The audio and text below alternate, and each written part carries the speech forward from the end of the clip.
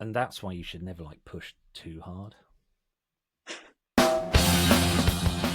You're listening to the Beat Motel podcast, and we need to warn you that we like to use words like fuck, shit, and syndicalist, boxy scrutux, angry flap, and filth biscuits. And we don't often bleep those words out, apart from because we're not complete animals.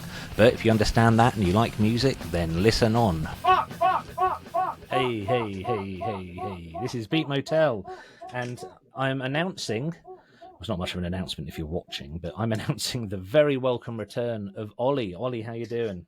I'm great. I'm going to be much better this evening when I'm watching a rock concert of your own in Ipswich. Oh, you coming to Ipswich? I have actually enlisted the services of last week's host to pick me up in the DS Happy Boy Mobile, which will be making its way to Ipswich around 6 o'clock. Oh, that's joyous. So yeah, my band Mondacrimligo is playing tonight in Ipswich, which is no good because we're recording this on a Friday and the podcast comes out the following Monday.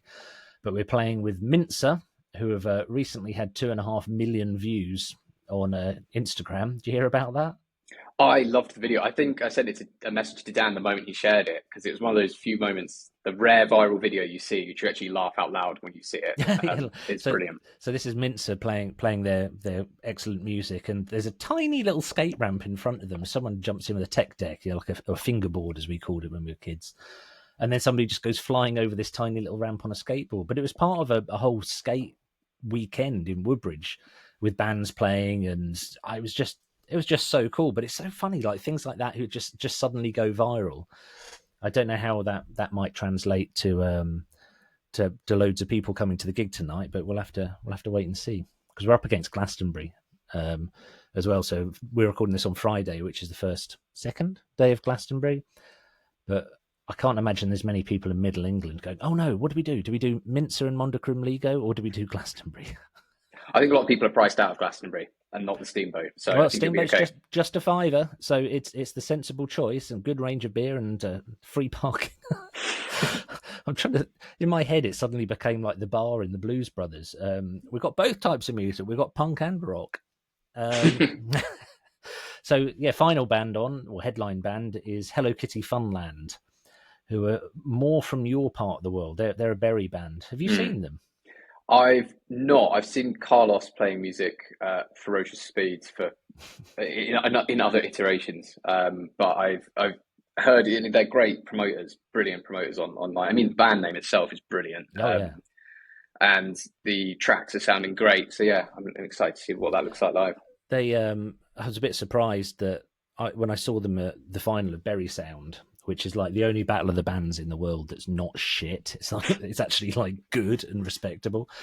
And they played, I've mentioned this on the podcast before, they played a clip from the podcast, and I think it was me calling them middle class grindcore.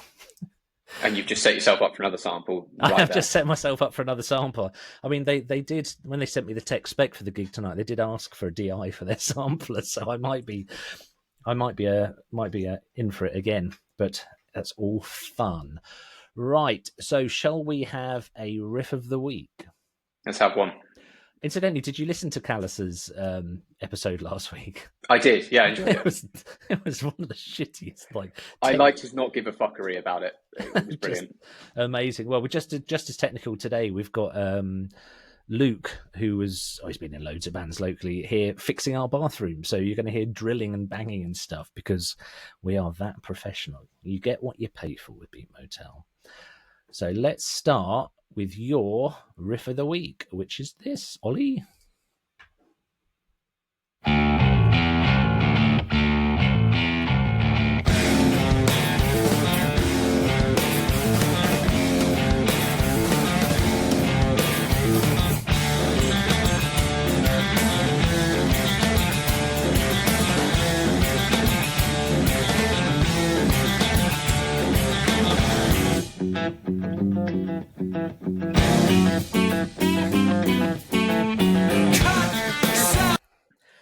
In my head, there's a genre of music called Ollie music.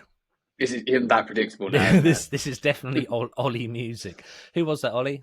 I'm going to butcher the pronunciation. I seem to say that every time I'm on here. I seem to never choose bands with straightforward names, but I believe it's pronounced Farraquet or Farrakay. I'm not sure, but the song is Cut Self Not. Well, you're better than I thought. It's Farquhar when I first saw it. It's definitely Well, like the Shrek character. like the Shrek character, exactly. And I was really surprised when I saw which label this band was on. Oh, you fucker. I was going to use that as a gambit. I was going to throw that Oh down no, to you go on, and you see do if it. Go on. they, oh, Everyone who's listening, Andrew, ignore the last few seconds. I mean, ignore the whole what, fucking episode. It won't make much difference to your life. what label do you reckon that was off? I reckon they are on Osric Tentacles label. Either that. You are going to be shocked when I tell you it is Discord. I'm shocked. They just don't. I can see the lineage between other Discord bands. I mean, obviously, most notably Fugazi, especially kind of the stuff Fugazi members are doing now with their kind of funky jazz thing. But I saw it as Discord and I was like, wow, okay. So how did it? It's not new either, is it? How old is it? It sounds a lot fresher and newer than it actually is, doesn't it? I think it's 90s, isn't it? That record came out. It tells you how much homework I do on this. 1998. Yeah, so just at the end of the 90s. Again, I forget exactly. Weirdly, Jay Volunteer, I'm sure you've had him on the show before. He's a big fan of this band too. Like I think it just makes its way to Discord loyalists and sort of math rock historians, but they are bloody brilliant. And I think I know Andrew Culture. In fact, yes, I do. He will appreciate a bass sound, and that bass on that is just fantastic. I've started, much to everyone's shock, Dr. Sam and I have started looking up interesting facts about bands when we play clips. But the only interesting fact I could find about this is a non-fact. It was recorded in 1998, so yeah, you're right, it's 90s. And the interesting fact is that it was recorded on analog tape, which I think in 1998 was probably one of a few number of options you had for recording anything, really. Yeah, no, I hadn't known that. But the whole album, View from This Tower, I think it's called, is well worth checking out. It's that kind of, it's math rock, but it leans more on that jazzy. There's a bit of like, I'm not saying virtuosity, but there's a bit more like technical stuff about it than just weird time signature changes. Really, really great. We ought to do an episode one day on the influence, I'm going to write it down, on the influence of Discord record bands, because they're just, every time I hear a band that I've not previously heard who are on Discord, I kind of go, right, I can now see what bands they influenced. And I mean, obviously these were same time as American football, roughly a little bit after. I would say this is just before American football, but around the same time. They're coming out of that same kind of primordial soup that has led to what we're munching on now, to extend that metaphor. God, there's a quotable. The musical primordial soup that we're munching on. Very good. That was cool. Like that very much. Thank you very much. And I'm going to play you my riff of the week, which I'm going to shock you by saying it's not on Discord. So I've got to I've lost me notes now. Where are we? Right, here we go. Here is my riff of the week. Come on, be professional now.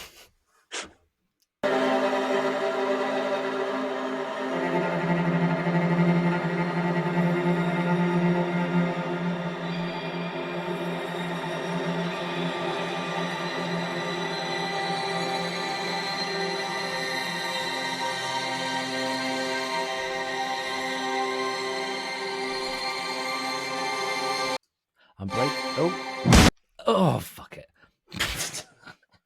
I was about to say I'm going to break the tradition here and pause my riff of the week to ask you what you think is going to do next, but I think I kind of gave that away, so I'm just going to play the rest of the clip now.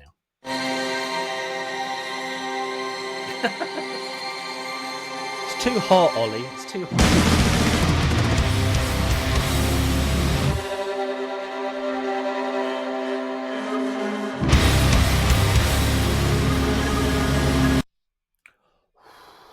So, Ollie, were you expecting that after the nice little bits of cello and strings or whatever that was? Wasn't expecting it until you then paused it and fucked it up and then realised there probably was a trick. Well, that was a little bit of a giveaway. I was going to ask you if you want to guess who that is. I'd never heard of this band until Rocky from These Are End Times sent it to me 2 days ago. No, that's, again, it's part of that world you occupy, and which I do not, so I have no idea who that is. Oh, God, I'm going to have to try it. Right, there's 2 words I can't pronounce here. It's Tristic Catechesis. They're Italian. I chose it just because I'm just a sucker for a cello. Put a cello on bloody anything, and I'll think it's great. You know, cat food adverts. You know, poster encouraging vasectomies. Anything. It's got a cello. Yep, I'm in.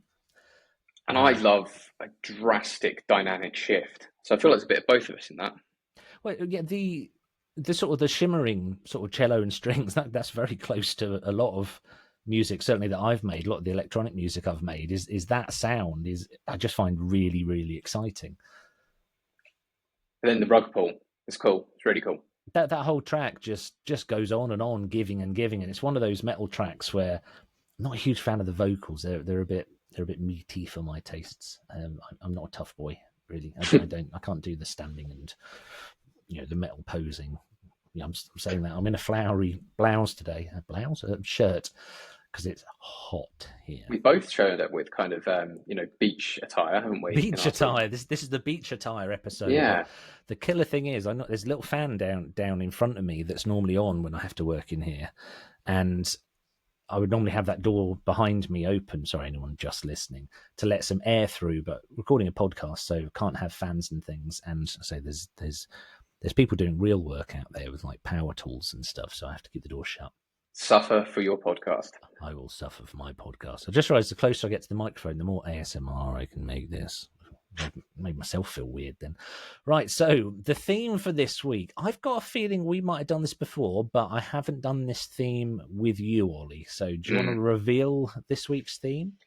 Bands that you wish you were in, which I think is such a broad scope that it was kind of exciting to get stuck into this, because there's various reasons why you'd want to be in a band, isn't there? Not just because they sound great and I want to be part of it, but I think there are other reasons you'd want to be in a band, which I'm sure we'll go on to discuss. Yeah, absolutely. I think I did this possibly with Dr. Sam, our regular host, but I'd quite like to do this with everyone who's been a guest host. So you, Callus, Jay, I'm not going to start listing everybody. I did ask somebody who was a previous guest on here to be a guest again, and they just flat up said no. I said no because of your AI bollocks. And I was like, what do you mean AI bollocks? And we used to use pictures of black metal cats as the thumbnails, which I haven't done for a long time, and that was enough for a clear no, which I have to respect. Right, so here is your first choice for band. So this is a band Ollie wishes he was in.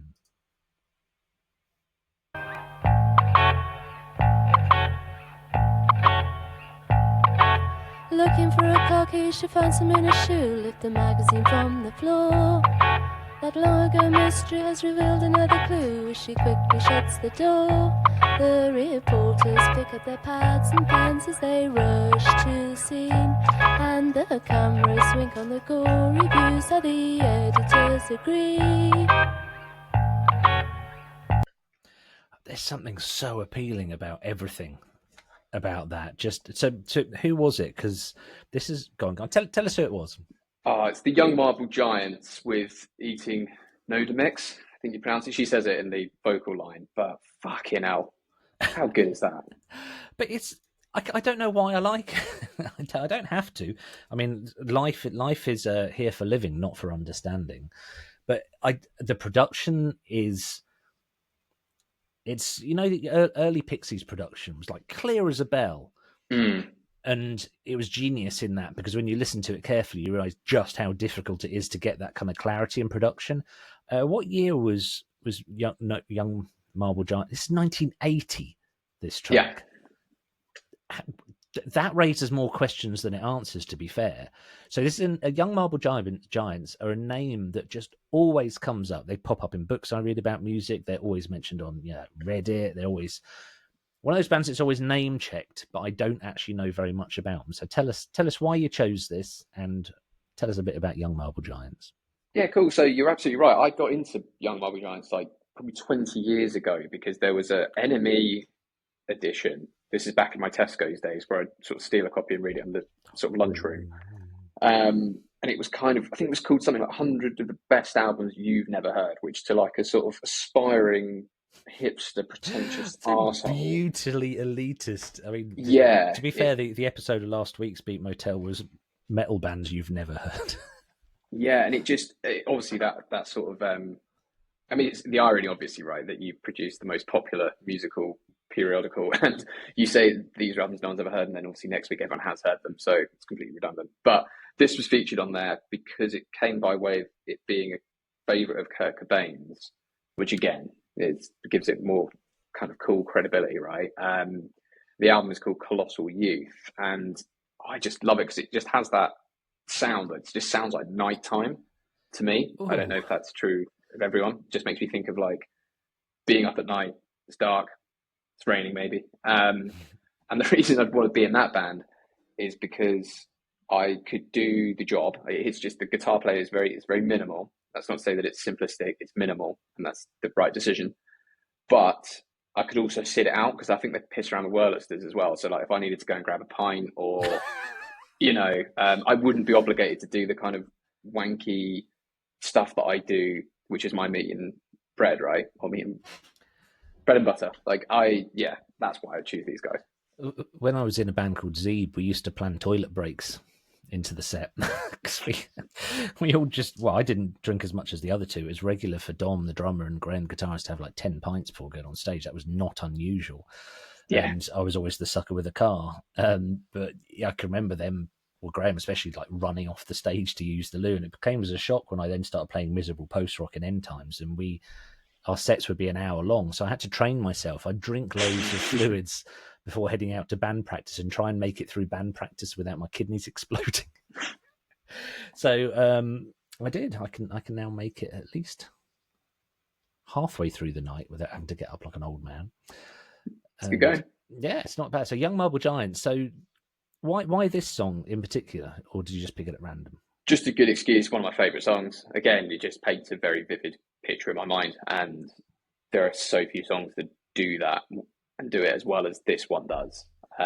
So I just thought, why not share it? Whilst I am an elitist 100 albums you've never heard of guy, I also want to share that a little bit. Excellent. Interesting fact about this: they used a Philips brand drum machine, which I didn't even know was a thing. And to be fair, that's come from GPT, so it might be complete. Well, I did read somewhere that I remember there was a lot, because again, they've got, as you would expect, like a very loyal fan base. I'm sure they built a homemade drum machine, a bit like Ryan Jordan has explained this to me before, that you can do a lot of like follow-alongs, or at least back in the days there were magazines or whatever, you'd follow along and solder your components. So it's kind of like one of those sounds that unless you bought the components back then and followed the blueprint, you're never going to get that exact sound. You're never going to do it again. That's how New Order got their first synth. Oh, is that right? Yeah, Bernard Sumner. You literally would buy a magazine. Well, when I was a teenager or younger, you used to get magazines that would be like, Build the Death Star, free presentation stand with the first issue. And I did one of these. It's Diagnosti. There was the publisher, and I made it about 6 months in and just ended up with a pile of magazines with tiny little parts that I'd never actually done anything with. And then I thought I'd cancelled it, but I haven't. And when I later did my God, this is such a boring thing to say. Well, I later did my credit report. I found out Diagnosti had put a big black mark against my name because I didn't finish building the fucking Death Star. Let that be a lesson to all of you. Brilliant. So yeah, you building your synth like that. I kind of love it. I sort of love the purity of it. And speaking of Ryan Jordan, I don't think you could call what he uses on stage a synth, but he doesn't get any further than the breadboard stage. So with electronics, you start with a thing called a breadboard. It's got loads of holes. You just sort of jam stuff in to see what's going to work before you solder it. That's what he does. That's what he uses. I've seen him quite drunk minutes before. You don't really go on stage at a noise gig, do you? So minutes before performing, like burning his fingers by accident with a soldering iron, just trying to get his thing working.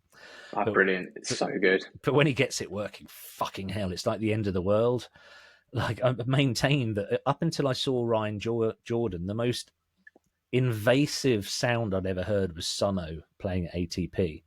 And then I saw Ryan Jordan live and I was like, nope. Sono is pretty impressive, right? Sono is like gentle.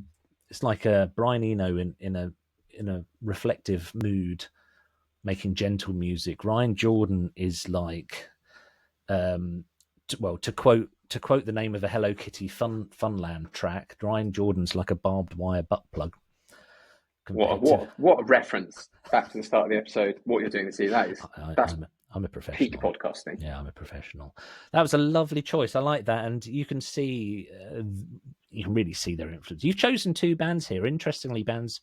Actually, the first one was Riff of the Week, but it's the second band you've chosen that has clearly gone on influenced a lot of other bands. So you can hear. I'm looking at my interesting facts. You can hear Belle and Sebastian, like really clearly, and I think the Kurt Cobain thing's really interesting because he also loved the Raincoats.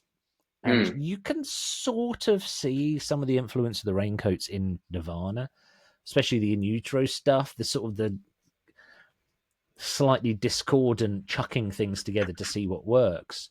I'm not sure I can hear Young Marble Giants in Nirvana, but yeah, I can certainly hear Belle and Sebastian. The clarity of that vocal's it's just wonderful.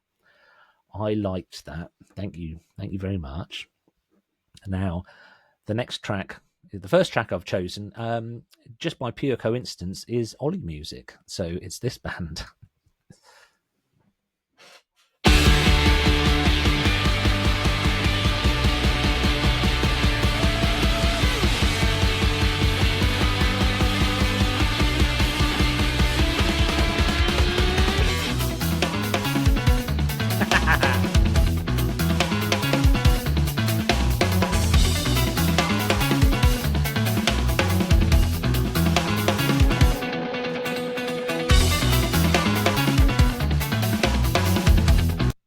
You're there, aren't you, Ollie? You are absolutely I love that, there. yeah. That was a band called Axes. Have you heard of Axes? Yeah, I've seen Axes, yeah. Oh, you've seen them? Where did you see Yeah. Axes? I believe that was another Arctangent at some stage. Oh, wow, really? Yeah. I couldn't figure out if they're still going. I chose them because these are End Times. We played with them in Shoreditch, I think. And we supported them for it might have been their first single release because Simon in These Are End Times knows the drummer, who was also the drummer in Feeder, bizarrely, for a while. And not only were they exceptionally nice human beings, the joy they had on stage when they were playing was just like fizzy, just effervescent. So I'd want to be in that band just because, well, that would mean I'd have to be an exceptionally talented musician, which I'm not, but if I happen to be. No, I disagree on that point. I think you could hold your own in a band like that. Well, maybe as the tambourine shaker, but to be in a band that just you can see they're having a brilliant time, just having a lovely old time being in the band, and that I think that's reason enough to want to be in a band. We put them on in Ipswich as well. They supported End Times at a pub called the Royal Oak. Don't look for it now; it's not there. Or whatever. I think these bands, weirdly, if they stuck it out, or they'd be ripe for a reunion now. Because I feel like this. I just looked it up. The Arctangent I saw them at was 10 years ago. Yeah, this track's 10 years old. It's called Junior. So I feel like there was an excitement 10 years ago that's kind of waned and whatever, but now it's kind of come back in full force. That if they were deciding, let's fucking do another Arctangent, you'd get everyone back in the tent because they perhaps realise now what they were missing. I think it's crazy that we saw them. Well, I certainly saw them in such small places. And a friend of mine, it might have been Dr. Sam, he said, "Oh, they just sound like a Sargent House band." And I was like, "And?" Like, yeah. What? It's just like that's like saying, "Oh, they just sound like they're a band on Discord." You're like, and? I mean, there is definitely. It's interesting, isn't it? Because I feel like that sound, that sort of math pop, I guess, sometimes gets criticised because they're like, "Oh, but it all sounds so similar." It's like, yeah, but so does all of Britpop, so does all of noise. Like that just has a very distinctive sound that I think people, criticise it. Ultimate in musical elitism to say, "Oh, it just sounds like something else." I love black metal. I mean, I genuinely adore it, and a lot of it arguably has the same ingredients. I love techno. I mean, there's sort of the sprinkling on top, the decoration or the what Miles Davis called the screechy shit, the stuff that makes it, but the root of it's the same. All blues is the same. Well, yeah, it follows the same formula, but in that you've got, God, this is going to make me unpopular. You've got Cream doing Crossroads, and then you've got Robert Johnson. Like, they are both blues. In fact, Crossroads was a cover. Was it Robert Johnson? Do I mean Robert Johnson? Is that the right fella? Yeah, didn't he? Like, that was the whole thing. He sold his soul. Yes. There's really interesting books out. There's a really interesting book out written by his younger sister. Apparently, I heard all about it on something. there's a classic beat Motel, fuck it into a dead end kind of thing to say. Right. So Axes, I just think they'd be a fun band to be in. I just think they look like they all got on very well, and we're having just a lovely old time. And that's what music is all about. Yeah. Hang on, let's not rush to the conclusion yet, because we've got your next track, which is this.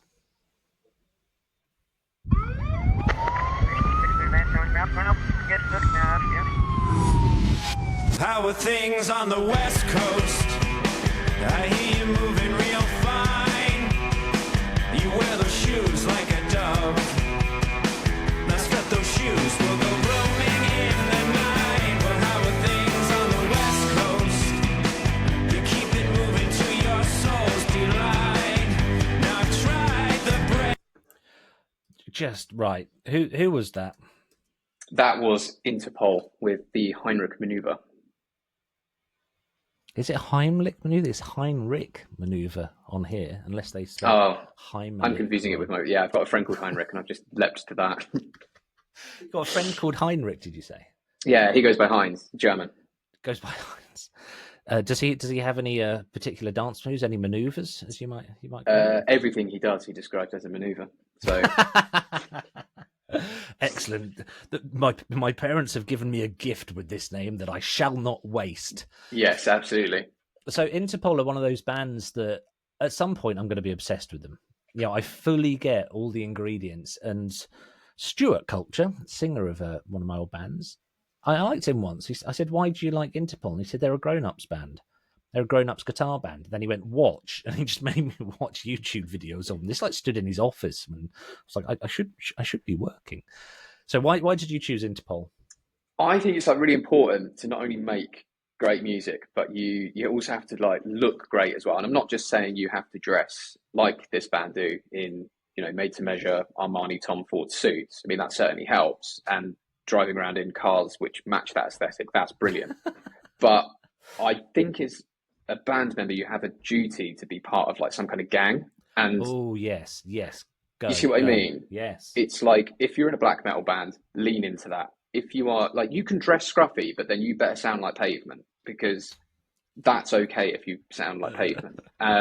So this band, like Interpol, I'm just, yeah, they're walking around great suits, in great cars, great haircuts, playing great music, and I just want to be part of that band.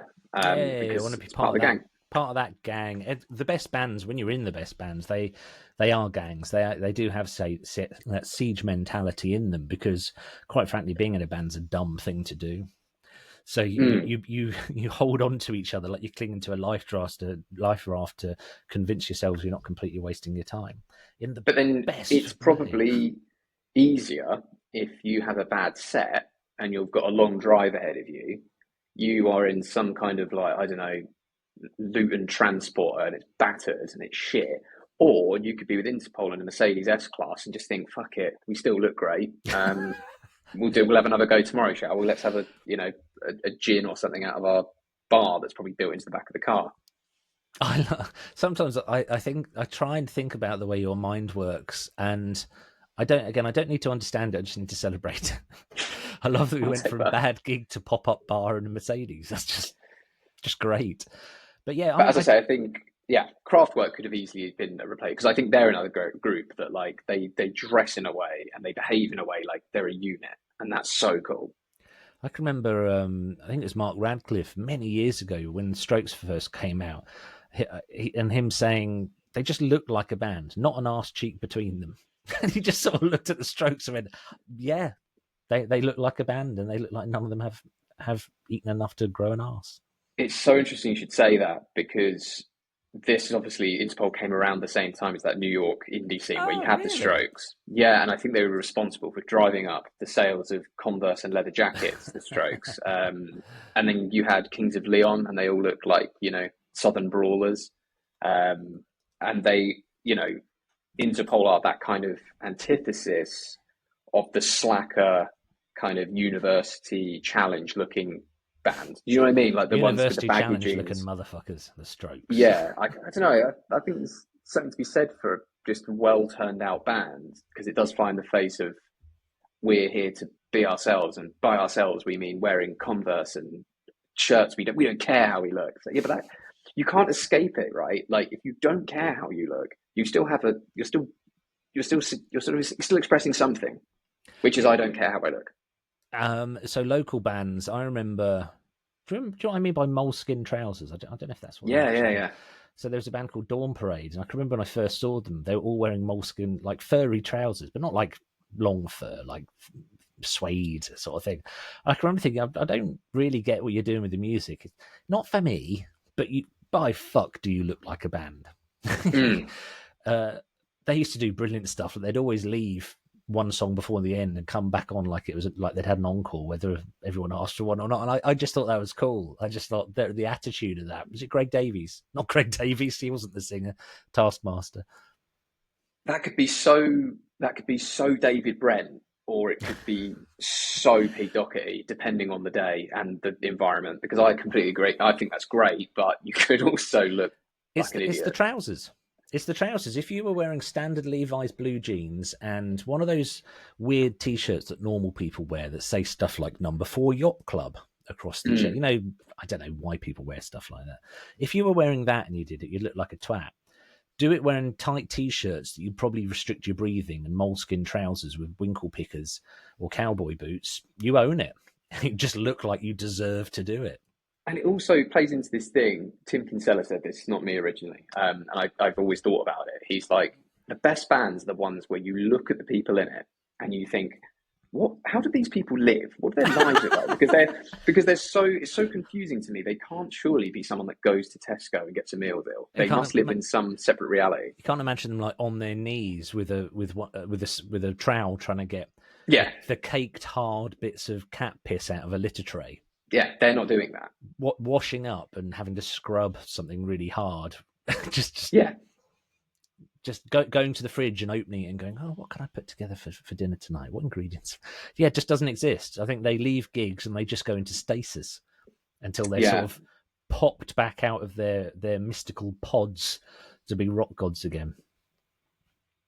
My final word is, don't wear Tom Ford and Armani suits. I mean, do, because they're great. Don't feel like that's the only route to being a cool looking band, but make sure you've got some visual identity that separates you from the guy who cleans cat piss out of a litter tray. Have I ever told you about the porn tie? No, but that needs explaining. No, I'm just going to move on to my track. No, okay. So in Dystopian Sound Collective, another one of the many bands, electronica band that I did for a few years, I wrote a song called We Are Robots, and we filmed a video for it in glamorous Stowmarket, Suffolk. And I bought a suit. It was a quite expensive suit. I don't remember, Hugo Boss or something. I found it in a charity shop for like a tenner. And a bright yellow shirt and a massive tie, like big kipper tie. And the whole thing of the video was that we were robots who really wanted to be human. So we also made these, couldn't make proper robot heads. So I bought 2 steel buckets and had my then 5-year-old draw faces on them. And then we went round Stowmarket being filmed and basically got horrendously drunk. Like you're at that stage, like, I think I've gone too far and I'm going to regret this. Because we were drinking beer through funnels because we had like a little hole on the front of the thing, so you couldn't like ruin the illusion by lift. But and the whole to show that we were getting drunk, we started cutting our clothes off as we were going along. So like by the end of the video, we looked like the sort of cliche Robinson Crusoe thing. And at the end, I cut the tie open, and inside the tie, which must have been from the 70s, was a very pornographic photo. Not like on a piece of paper, like it was the print of, the lining of the tie. And I thought, had I not have cut that open, I would never have known there was filth in there. So why is it there? Is this like a 70s thing that gentlemen, like to buy ties that had hidden filth in them? Or it's just a very, very, very long joke. Someone did that knowing maybe there's a small chance that somebody one day will cut this thing open and they'll be presented with this. It's like a really small version of the moon landings conspiracy. Several people would have to be involved in that for that to be a thing, for the porn tie to be an actual. Well, I know what I'm going to be looking up after this podcast. Because I'm curious. Oh man, just make sure you spell it TIE. Or neckerchief, the filth neckerchief. I think I've just come up with an album title. Right, let's go for my second track, and it's this one, and it sounds like this.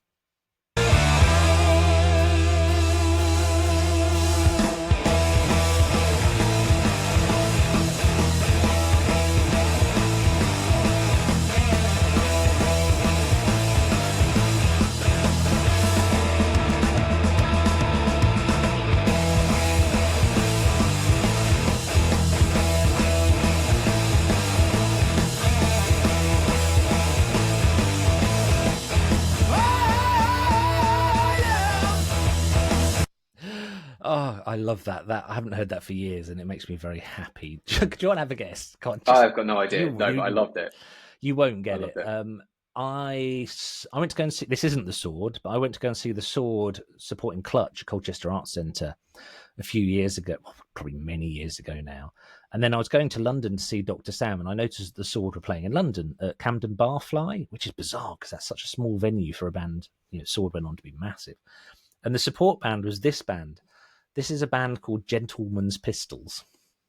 And they are such a perfect study of early 70s rock, like Thin Lizzy, Deep Purple kind of thing. And they had the look that made them look like they had just been frozen in time for 45 years. So the singer had a Purdy bowl, like a... Only other one I've seen is Clint Boone, the keyboardist of In Spiral Carpets in the 90s, had the same thing. The bassist had a string vest, big mutton chops, and played an SG bass, which are horrible to play. But everything about them was perfect. They were just a study of that type of music and highlighting all the worst cliches of it. So that song is called Comfortably Crazy, and it's like, you're comfortably... I'm not going to try and do that. All the lyrics are about devil women and pushing too far, and just... I've done two in a row that I just think would be a fun band to be in. And you're drinking so many beers being in that band. Real ale, pints of mild, probably, and smoking Jetin. Or something. They were just a hoot, and I don't know whatever happened to them. I was following them on social media in the early days of Twitter, and they were just very, very funny. They just the singer would post stuff like, because I've started following them after seeing them support The Sword, and on Twitter that night the singer posted, "Brilliant second night of the tour. I had to buy a new sleeping bag. It sounds like I'm sleeping in a bag of Golden Wonder."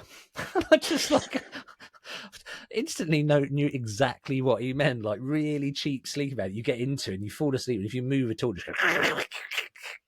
Are they one of them bands a bit like Steel Panther? Like, are they sort of, is it like a self-awareness thing where they're parodying 70s rock? Parodying, but just, I think a parody done very well and very knowingly is a joy. I think parody is one of the things though, isn't it, right? Like, that comedian, is he called Reggie? I forget his surname. He did a really funny, like, parody of Tom York's voice and, like, Radiohead's Kid A album.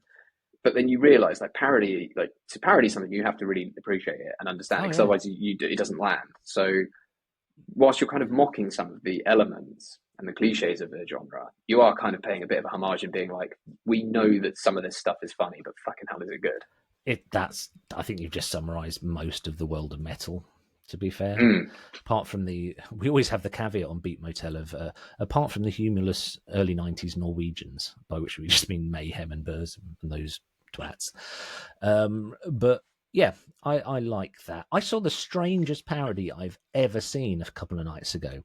I watched a nostalgia program about the A-Team. It was like, 10 facts you didn't know about the A-Team. And I'm guessing, Molly, you might be slightly too young A little to bit have watched before the my A-Team. time, yeah. It was really odd, and I didn't realize how camp it was in the early 80s because I was like 6 or 7, but it had like Boy George on it, like really stoned Boy George. But the parody, they were talking about how it became such a cultural cornerstone, and how it it leaked into so many other parts of culture. And to prove the point, they showed a Benny Hill parody of the A-Team, which was very, very strange. And I mean, you could say it was a different time, but no, I think that would have been alarmingly racist at the time. The way just, oh God, thank goodness the world has moved on. Right, so we're going to have your next track here because I am kind of melting in this heat, and it sounds like this.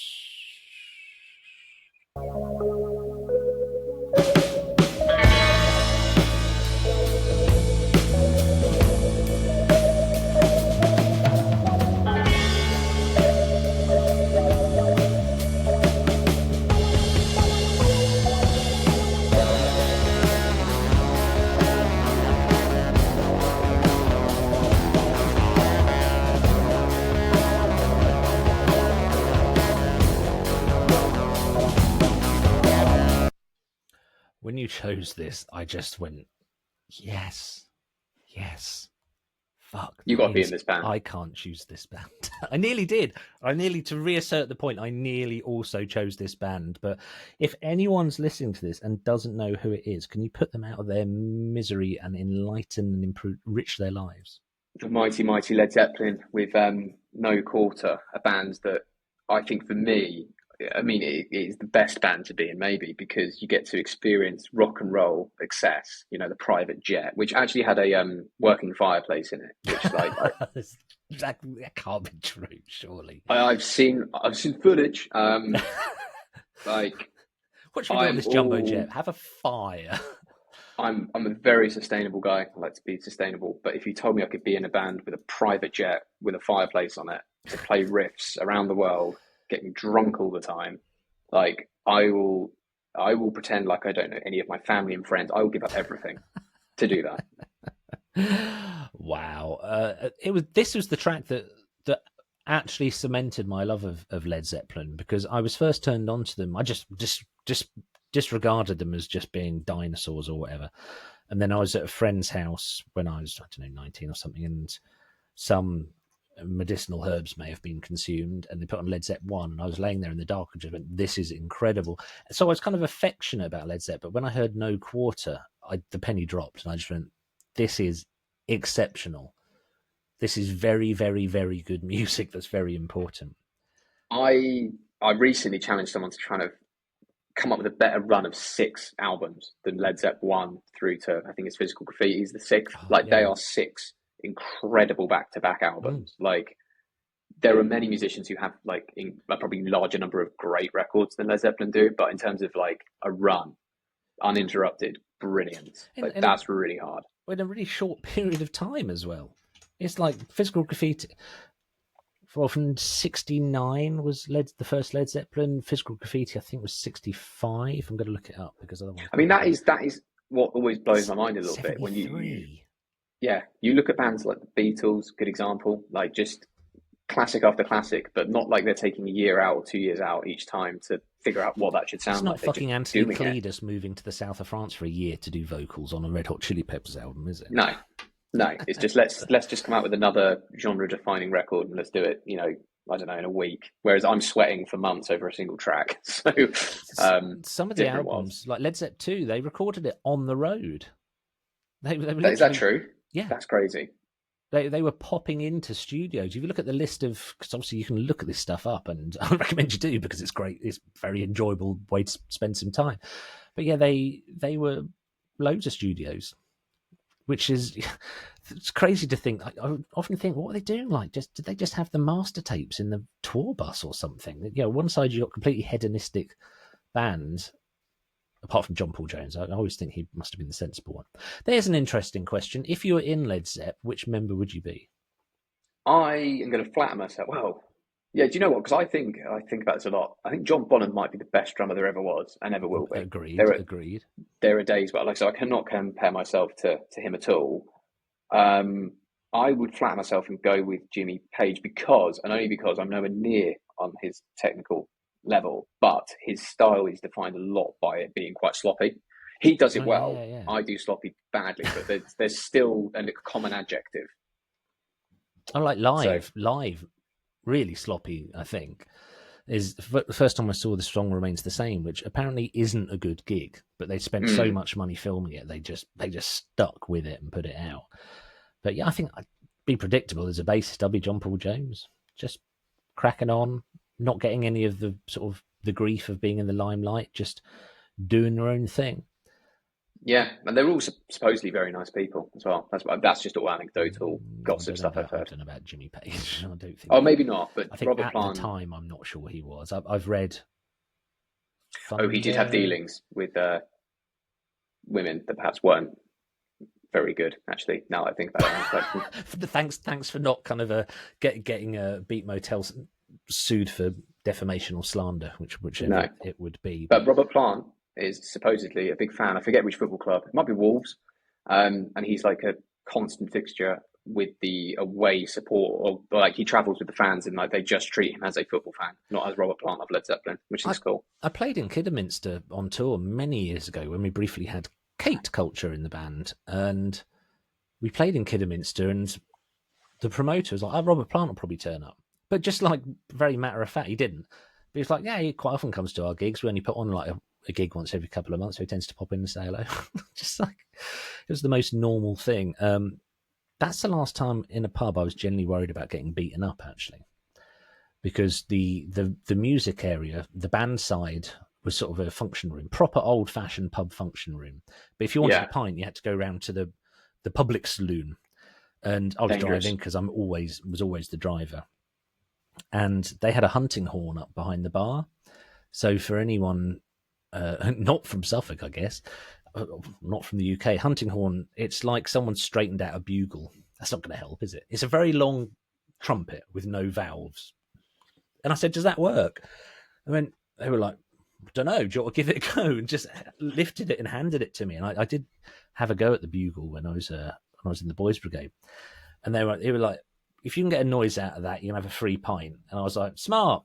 So I put it to my lips and it was really, really loud. And the whole thing vibrated so loud and everyone went quiet. And I looked around, I hadn't noticed that guy with 2 hearing aids was like that, 5 centimeters from the end of the horn. And all this green stuff and dust and stuff and sprayed out. And he was reeling backwards on his bar stool, almost falling off, trying to switch off his hearing aids. Because I think I just overwhelmed them. And I can remember looking and my heart sunk and I looked around and then everyone just fell about laughing because apparently the guy was a right rotter. And everyone was. Did you give him the free pint as a sort of consolation? Got the hell out of there! I'm not this story has gone better than I thought it was. I'm not going to hang around for the sequel. Right, so let's go for your next track. It's your track. Oh, it's my next track. It's your track, yeah. I had to think twice about whether to include this. Now, see if you can find a link between this and the podcast.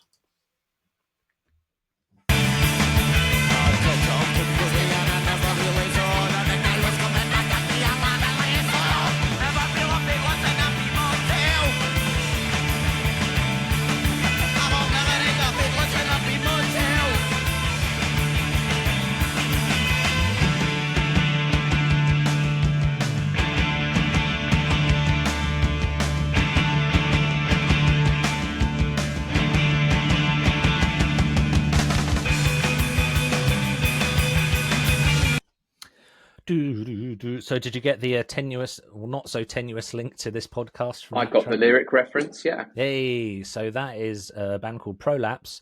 Don't look them up on image search. And the track is Headless in a Beat Motel. The reason which is where the name of Beat Motel podcast comes from, the reason I chose this is we used to go see them at Norwich Arts Centre when I was possibly 17 at the oldest. And again, they just looked like they were having a lovely old time. They were slightly scary because the two singers, Mick and Linda, used to kind of fight on stage. And as teenagers, we were never quite sure if they were actually fighting. I mean, now I very much doubt they were, but we knew they'd been in a relationship at some point. The first time I saw them, Linda hurled a pint glass at Mick and it missed him and went whistling past my ear. And I can remember at the time, my friends, I was playing in a band, but my friends they'd sort of all just gone off to university, and I might have been in a slightly transitional state of like, do I want to carry on being in a band? But this band was so much fun to watch and really nice to us. Like, genuinely, they were lovely, really lovely people. I was like, yeah, this is what I want to do. This is the sort of band I want to be in. And there's been an element of Prolapse in every band I've been in ever since, apart from possibly These Are End Times. I can't really see much of a link with them.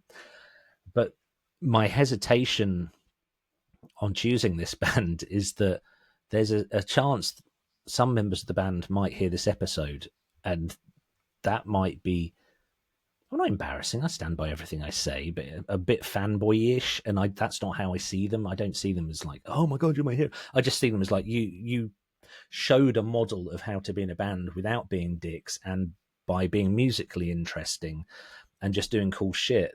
They were on a Cherry Red at the time. In fact, they got dropped from Cherry Red a couple of days before the last time I saw them live in Norwich. The reason I chose them, apart from the fact they just made me want to be in a band, is that it was Brighton the Corners a couple of weeks ago in Ipswich. So Ipswich, Brighton the Corners, for anyone not from Ipswich, is a multi-venue festival. 80% of the tickets were sold this year to people outside Suffolk. People travel from all around the UK for it, and it's the kind of... That's really cool. It's amazing. It's the kind of multi-venue festival where they have an amazing knack for booking bands just before they break. So Fat Dog, just so many bands. Yard Act, loads of bands have played there over the years. And Prolapse are back up and running again. So I bought a Prolapse t-shirt a couple of months ago, and I saved it for Brighton the Corners because I wanted it to be like nice and clean. And I wore it the first day, and I was vaguely aware of this bloke looking at me. And I mean, anyone who's not seen what I look like, I'm 6 foot tall with basically a white Brillo pad on my head. I do kind of stand out. And then the next day, I was stood outside the Corn Exchange in Ipswich, and this guy walked out wearing the same Prolapse t-shirt. I don't mean my one, the same design. And I went, mate, Prolapse, that's really cool. And he went, I said, where'd you get that from? And he went, I'm David, I'm the guitarist of Prolapse. I literally just went, what? And I might have been a little refreshed at the time, but I was so pleased. I then burbled on about the fact that they used to write us. We were on their mailing list back when bands used to write letters, and I played in Leicester a few years ago and bumped into the guy who was the roadie who used to send out the letters. And Dave was like, they're all lies. I'm like, yeah, we figured at the time. And long story short, David and Mick, the singer, are both going to be, hopefully, be guest co-hosts. That's amazing. And I also really respect any band member wearing their own merch. That should be a more common theme. Did you ever tour? No, I've never made it that far. So the only time I've properly toured, I did 2 weeks with a band that mates from the States. This is in 2002. So we bought a crap load of t-shirts, as you do, because we need to sell them on tour. And what happened was, obviously, we came back and we had lots of them left over. And because I'd paid the bulk of the bill for them, I wore my own band t-shirts for years. I don't blame you. Pull open my drawer and it'd just be like the same t-shirt over and over and over. But yeah, that's why I chose that. I would have chosen it even if I hadn't have bumped into them. But they just showed me a model of how to be kind of popular, but not dicks. It's really cool. Yeah, that's my little story. Right, so this is your last choice. Ooh. This new software I'm using, I'm never quite sure when it's going to start playing, which is why there's been these silent gaps. Also,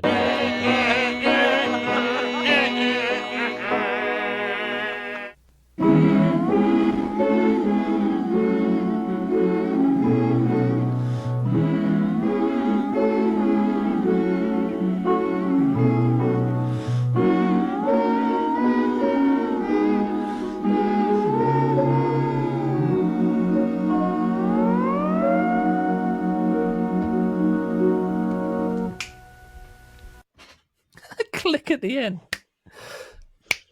Amazing. Who was that?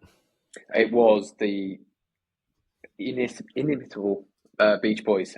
Since Brian Wilson's passing a couple of weeks ago, this household has had a strict Beach Boys exclusive sound policy.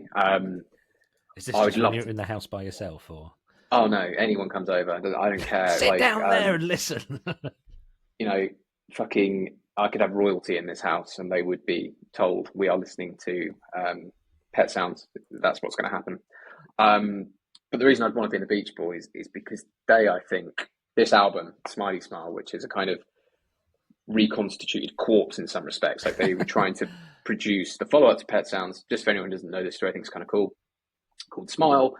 They had a vision for it, which ultimately they didn't have they certainly had the ability to, but they never reached it. They scrapped it all and like, fuck it, we'll go to our home studio and we'll assemble parts of it ourselves, we'll home record and experiment, which is like why sort of lo-fi musicians are doing now, but this was done many, many years ago. But the beauty of the Beach Boys is like they're doing some incredibly complex stuff. And I think I could do with a lesson in musical theory, and I think I would enjoy that lesson had it been with the Beach Boys making lo-fi records. So that's kind of why I realize we're close to time. So I'm just trying to be very efficient and economic with my reasoning here. But yeah. I love the intakes of breath in that. It makes it so authentic. It makes it so nice. And it was only, well, I guess 20 years after that when things start to get really slick in the studios, and I think that sort of thing being lost, or like the screech of fingers on the guitar strings that used to go right through me. Now I love that kind of stuff. And so what was your reason for wanting to be in the band? Just because they're great? Well, they're not afraid to experiment. They're doing complex stuff, and I don't really have a grasp on theory. But as I say, if I was hanging out with Brian Wilson, like I feel like I would be willing to learn, because I would just think, fuck it, I'm in the Beach Boys. Like, okay, I'll learn scales and harmonies and what makes things interesting. Lovely. So here's my last choice, and I want you to listen to the bass playing on this.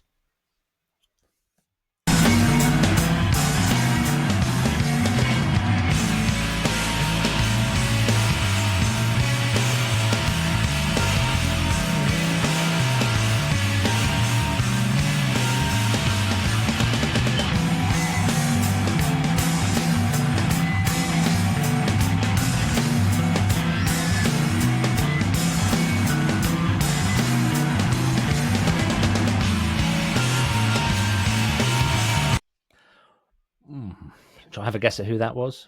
I thought no idea. Didn't know if you might know it actually. No. Do I have a guess at year? Is it the 90s? Yes, it's very early 90s. Yeah. They're from It's Colchester. not Seymour, is it? Bloody hell. Okay, so that's a far smarter answer than, I'm going to patronise all our listeners. That's a far smarter answer than some people might realise, unless you mean Seymour Quigley. No. Although that could very well be Seymour Quigley. It could very well be Seymour Quigley, yeah.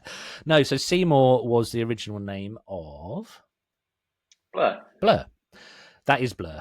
That is... Oh, they were Blur by the time this came out. They were Blur by the time this came out. This is a song called Won't Do It. And When There's No Other Way, it was kind of a minor breakthrough hit. This is back when you could get into top 20 and it was a hit. You sold enough copies for that.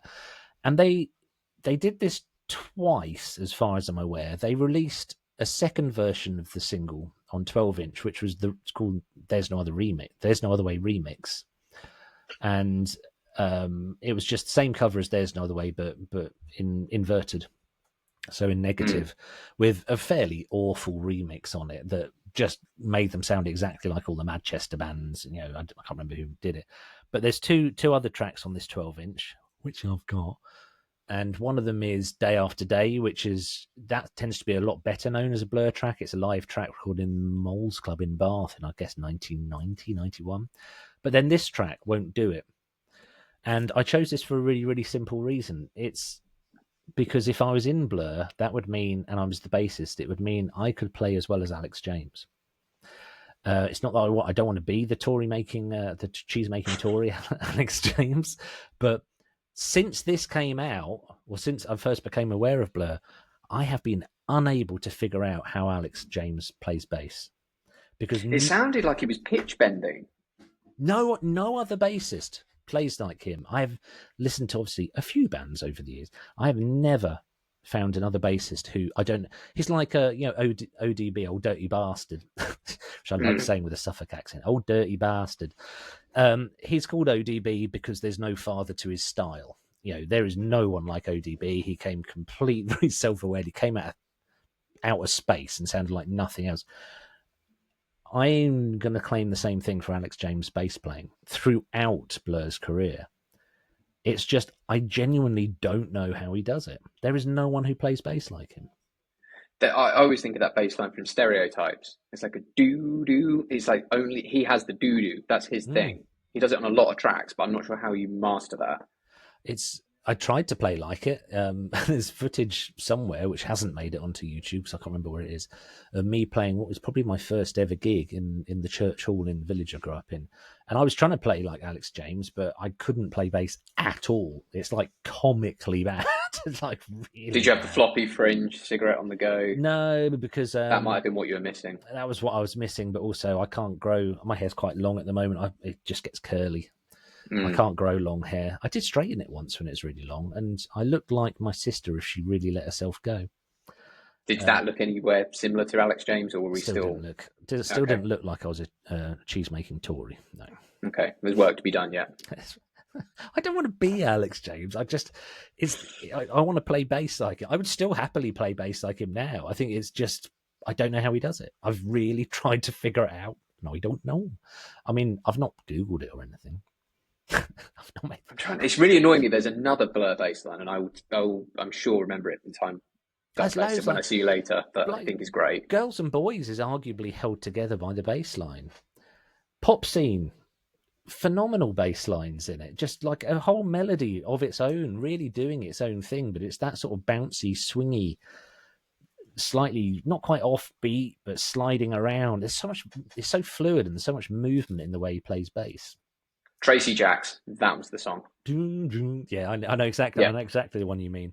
Right. Well, we are only 2 minutes and 7 seconds over time, but I think we probably ought to shut the door just there. So thank you very, very much for being a co-host, Ollie. I very much appreciate it. And tell us the last joke you heard. Oh, the last joke I heard. It was Bob Mortimer, and it was a rip-off of that kind of classic that's good. I was at a graveyard the other morning, and I saw a guy crouched behind a gravestone, and I said to him, "Morning," and he said, "No, taking a shit."